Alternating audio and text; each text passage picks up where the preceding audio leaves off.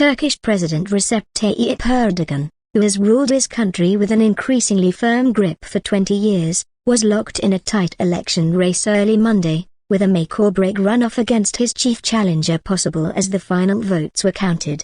The results, whether they come within days or after a second round of voting takes place in 2 weeks, will determine if a NATO ally that straddles Europe and Asia but borders Syria and Iran remains under Erdogan's control or resumes the more democratic path promised by his main rival, opposition leader Kemal Kilicdaroglu.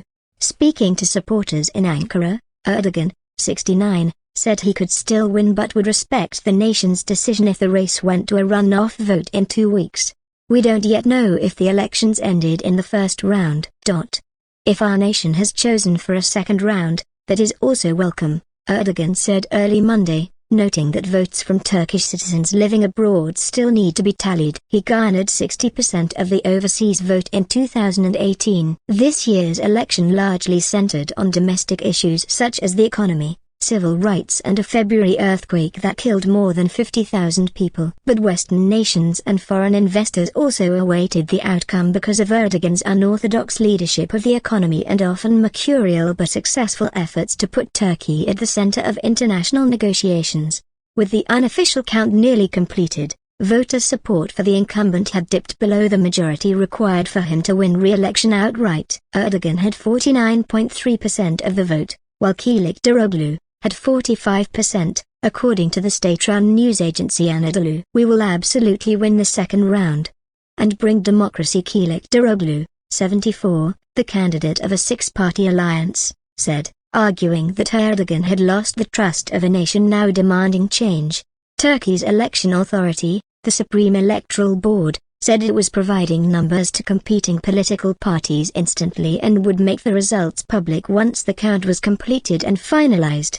The majority of ballots from the 3.4 million eligible overseas voters still needed to be tallied, according to the board, and a May 28 runoff election was not assured. Howard Isenstat, an associate professor of Middle East history and politics at St. Lawrence University in New York, said Erdogan was likely to have an advantage in a runoff because the president's party was likely to do better in a parliamentary election also held Sunday. Voters would not want a divided government, he said. Erdogan has governed Turkey as either prime minister or president since 2003. In the run-up to the election, opinion surveys had indicated the increasingly authoritarian leader narrowly trailed his challenger. With the partial results showing otherwise, members of Kilicdaroglu's center-left, pro-secular Republican People's Party, or CHP, disputed Anadolu's initial numbers, contending the state-run agency was biased in Erdogan's favor.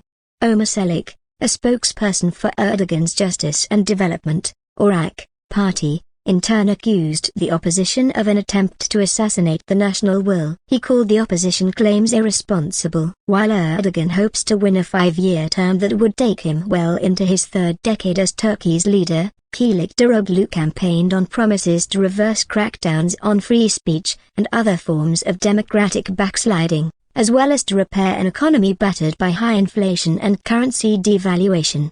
Voters also elected lawmakers to fill Turkey's 600-seat parliament, which lost much of its legislative power after a referendum to change the country's system of governance to an executive presidency narrowly passed in 2017. Anadolu news agency said Erdogan's ruling party alliance was hovering around 49.3%, while Kilicdaroglu's Nation Alliance had around 35.2% and support for a pro-Kurdish party stood above 10%.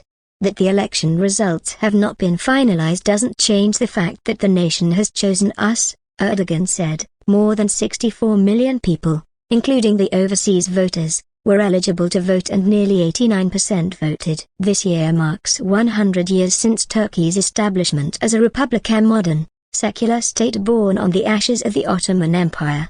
Voter turnout in Turkey is traditionally strong, despite the government suppressing freedom of expression and assembly over the years and especially since a 2016 coup attempt. Erdogan blamed the failed coup on followers of a former ally, cleric Fethullah Gulen, and initiated a large-scale crackdown on civil servants with alleged links to Gulen and on pro-Kurdish politicians. Internationally, The elections were seen as a test of the united opposition's ability to dislodge a leader who has concentrated nearly all state powers in his hands and worked to wield more influence on the world stage. Erdogan, along with the United Nations, helped mediate a deal with Ukraine and Russia that allowed Ukrainian grain to reach the rest of the world from Black Sea ports despite Russia's war in Ukraine. The agreement, which is implemented by a center based in Istanbul, is set to expire in days, and Turkey hosted talks last week to keep it alive.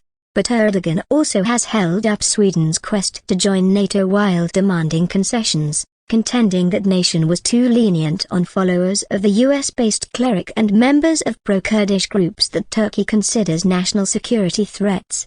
Critics maintain the president's heavy-handed style is responsible for a painful cost of living crisis. The latest official statistics put inflation at about 44%. Down from a high of around 86%. The price of vegetables became a campaign issue for the opposition, which used an onion as a symbol. In contrast with mainstream economic thinking, Erdogan contends that high interest rates fuel inflation, and he pressured the Central Bank of the Republic of Turkey to lower its main rate multiple times.